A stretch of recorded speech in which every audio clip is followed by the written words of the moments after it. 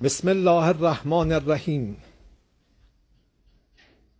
انا لله و انا الیه راجعون ብሬኪንግ ኒውስ ኢራን ሱፕሪም ሊደር አያቶላ ኾሜኒ መገደላቸውን ካሳወቀች ከሰዓታት በኋላ እንግዲህ የእሳቸውን ቦታ የሚተካውን አዲሱን ሱፕሪም ሊደር በጊዜያዊነትም ቢሆን አዲሱን ሱፕሪም ሊደር አሳውቃለች። ኢራናውያን ለለቅሶ አደባባይ ወጥተዋል። የኢራናውያን ልብ ቆስሏል። ሀገሪቱ በከባድ ሐዘን ተውጣለች። ጀግና መሞቱን መቼም ሁላችሁም ሰምታችኋል ብዬ አስባለሁ። ማታ ሁላችንም ተጨንቀን ነበር። እንግዲህ የኢራኑ ጠቅላይ መሪ አያቶላ መገደሉን ተከትሎ የፓኪስታን ሕዝብ የአሜሪካ ኤምባሲ ላይ ትልቅ ጥቃት ሰንዝሯል። فمن شرح الله صدره للإسلام فهو على نور من ربه بسم الله الرحمن الرحیم انا لله و انا الیه راجعون. ملت بزرگ ایران، روح بلند پیشوای ملت بزرگ ایران و پیشقراول امت اسلامی حضرت امام خامنه ای با نوشیدن شهد گوارای شهادت در ماه مبارک رمضان به ملکوت اعلا پیوست. ይሄ ሞመንት እንግዲህ የኢራን ስቴት ቲቪ የአያቶላ ኾሜኒን ሞት ኮንፈርም ያደረገበት ሞመንት ነው። ይሄ ሞመንት አያቶላ ኾሜኒ እንግዲህ ላለፉት 36 ዓመታት የኢራን ሱፕሪም ሊደር በመሆን አገልግለዋል። ከዛ በፊት ህይወታቸው በሙሉ ትግል ነው።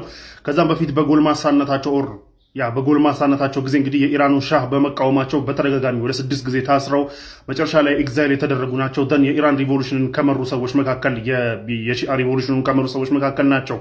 በኋላ እንግዲህ ፕሬዝዳንት ሆነው አገልግለዋል። ደን ደግሞ አያቶላ ሆነው ከተሾሙ ደግሞ 36 ዓመታትን በሙሉ አስተዳድረዋል። 36 ዓመት ከ6 ወር ምናምን አካባቢ የሚሆን እንግዲህ የኢራን ሱፕሪም ሊደር በመሆን አስተዳድረዋል። አገራቸውን ፓወርፉል አገር ለማድረግ በጣም ብዙ ጥረት አድርገዋል። እንደምታዩት ኢራን በቴክኖሎጂ በዲፌንስ ኢራን መጀመሪያ ላይ ባይ ዘ ወይ የጦር መሳሪያ እንዳይሸጥላት ማዕቀብ የተጣለባት ሀገር ነበረች።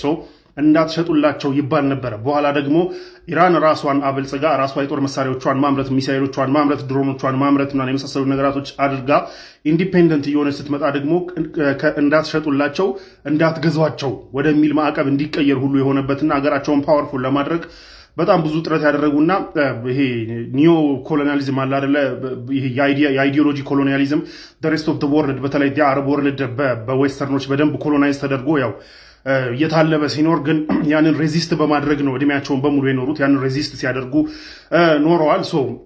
ሀገራቸውን ዲፌንድ ሲያደርጉ ኤንድ ላመኑበት ዓላማ በጣም ሲታገሉ ኖረው ነው እንግዲህ በዛው ዓላማ በታገሉበት ዓላማ ላይ ያሉ ትናንትና ህይወት አሳሲኔት የተደረጉት ማለት ነው። የሺአ ሪቮሉሽንን ኤክስፖርት ለማድረግ በጣም ብዙ ጥረት አድርገዋል እና በዛ እንግዲህ በሱኒው ዓለም ላይ ደግሞ ይተቻሉ። በተለይ የበሻር ነጅስን መንግስት የሚሰራቸውን አትሮሲቲዎች ስፖንሰር በማድረግ ኢቭን ሰፖርት በማድረግ የመሳሰሉ ነገራቶች ላይ የኢራን መንግስት እሳቸው የሚመሩት የኢራን መንግስት በደንብ ይታማል። በደንብ ሲሳተፍም ነበረ። የሂዝቦላ ሚሊሻዎችን በማጠናከር የሁቲዮችን በማጠናከር በመሳሰሉ ነገራቶች የሱኒውን ዓለም ኦቨርቴክ ለማድረግ ሞክረዋል። በዛ ደግሞ በሱኒው ዓለም ላይ ይተቻሉ። ነገር ግን ኦል ኦቨር በደንብ የዌስተርን ሄጀሞኒ በደንብ የታገሉና በደንብ የተቋቋሙ እንደምታዩት ነው። አሜሪካ በታሪኳ እንደዚህ አይነት ጥቃቶች አጋጥመዋት አያውቁምና እንደዚህ አይነት ጥቃቶችን ሁሉ ኢቭን የጁን ጦርነትን ስታስታውሱ በእስራኤል ጊዜ እስራኤልን እንደዛ እስከ ማጥቃት የደረሰች ፓወርፉል አገር መመስረት ችለዋል። ለማንኛውም እንግዲህ በእምነታቸው ላይ የቶፕ የሚባለውን ማዕረግ አግኝተዋል። እንግዲህ አሁን ከአያቶላ በላይ እንግዲህ ቶፑ ማዕረግ በተለይ በሺአ ሙስሊም በሺአ ኢስላም በተለይ ሁለት መሪዎች አሉ። እንግዲህ በሺአ ኢስላም ላይ እንደምታውቁት ሁለት ኢማሞች አሉ፣ አልይ እና የአልይ ልጅ ሁሴን እና እነዚህ ሁለቱም እንግዲህ በጠላት ተወግተው ነው በጠላት እጅ ነው ህይወታቸው ያለፈው እና ከአያቶላውን በላይ እንግዲህ ምንድነው መስዋዕት የሚል ማዕረግ እንግዲህ አግኝተዋል ማለት ነው። በጠላት ልክ እንደ ኢማሞቻቸው በጠላት እጅ ነው የሞቱት ማለት ነው። ያው the rest of በሱኒው ኢስላም ያው ነው፣ ትልቅ ማዕረግ ነው ያ። ነገር ግን ከአያቶላ በላይ እንግዲህ ልክ እንደ ኢማሞቹ በጠላት ላመኑበት ሲታገሉ በጠላት ህይወታቸው አልፏል ማለት ነው።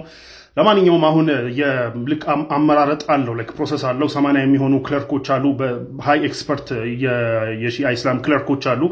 እነሱ እንግዲህ ተሰብስበው ተተኪውን ይመርጣሉ ማለት ነው። ልክ አያቶላው እንደተመረጡት ከዛሬ 36 ዓመት በፊት እንደተመረጡት አሁንም ደግሞ ሌላ ይመረጣል ማለት ነው። ማን ይመረጣል የሚለውን የምናየው ነው የሚሆነው። ነገር ግን የኢራን መንግስት አሁንም ቢሆን የእሳቸውን ሞት አናውንስ ካደረገ በኋላ በህይወታችንና በታሪካችን አድርገን የማናውቀውን አውዳሚ መልስ እንመልሳለን፣ አቬንጅ እናደርጋለን እያለ ነው። ይህ መልእክት ደግሞ አሜሪካን ጋር ደርሶ ትራምፕ ደግሞ እንደዚህ የምታደርጉ ከሆነ እኛም በታሪካችን አይተነው የማናውቀውን ጥቃት እናደርስባቸዋለን የሚል ዛቻዎች አሉ። ኢንደሚንታይም ግን አያቶላ ኮሜኒ እንግዲህ ትላንትና በጠዋቱ ጥቃት የደረሰባቸው ግን እንደምታዩት እንግዲህ ቀኑን ሙሉ ሌሊቱን ሙሉ የኢራን መንግስት እየተዋጋና ሚሳይሎችን እየላከ ነው ያለው። ኮማንዶ ስቲል አለ ማለት ነው።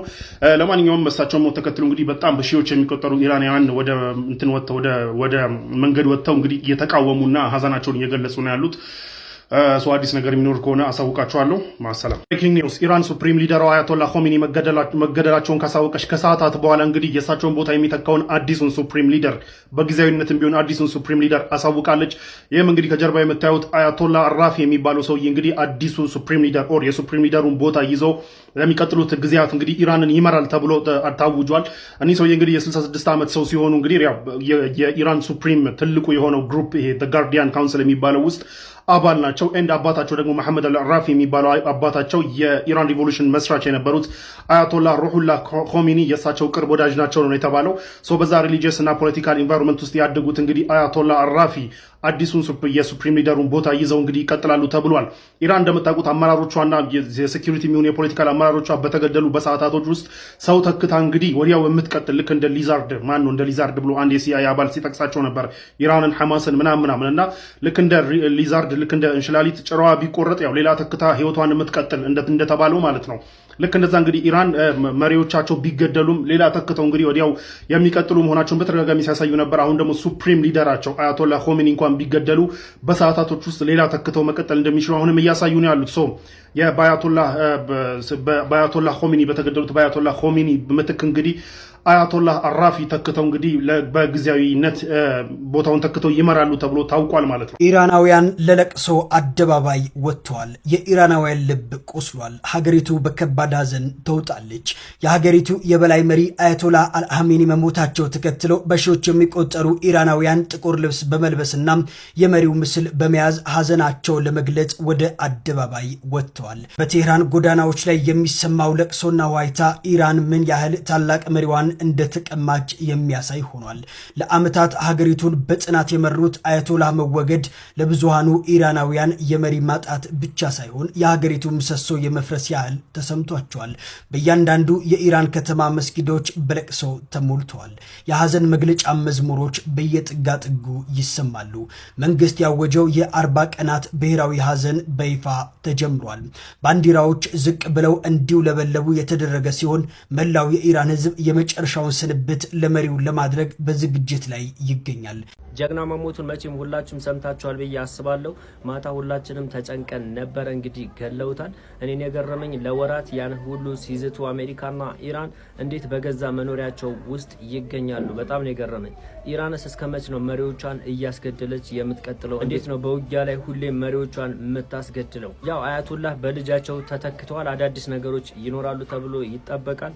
በኢራን በኩል በርካታ ከላይ በምስሉ ላይ እንደምትመለከቱት በርካታ ህዝቦች አደባባይ ወጥተው ሀዘናቸውን እየገለጹ በቀለም እንፈልጋለን እያሉ ይገኛሉ። እንግዲህ አዳዲስ ነገር ካለ አዲሳቸው። የኢራኑ ጠቅላይ መሪ አያቶላ መገደሉን ተከትሎ የፓኪስታን ህዝብ የአሜሪካ ኤምባሲ ላይ ትልቅ ጥቃት ሰንዝሯል። በቁጣ የተነሳሱት የፓኪስታን ህዝቦች በዚህ ሰዓት ወደ አሜሪካ ኤምባሲ ሄደው አውድመውታል እየተባለ ይገኛል። ቪዲዮ እዚህ ጋር የቲክታክን ህግ ስለሚጥስ አልጠቀመውም። ነገር ግን በፎቶ ላይ እንደምትመለከቱት የአሜሪካ ኤምባሲ በፓኪስታን ወድሟል።